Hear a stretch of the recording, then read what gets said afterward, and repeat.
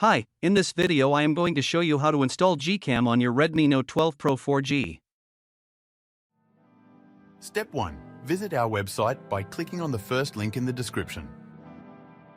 Step 2. On our website, go to the download section and download GCam APK file. Step 3. Go to video instruction section on our website. There you will find step-by-step guide on how to install that GCam APK. That's it. Don't forget to visit our website for complete instructions and APK file.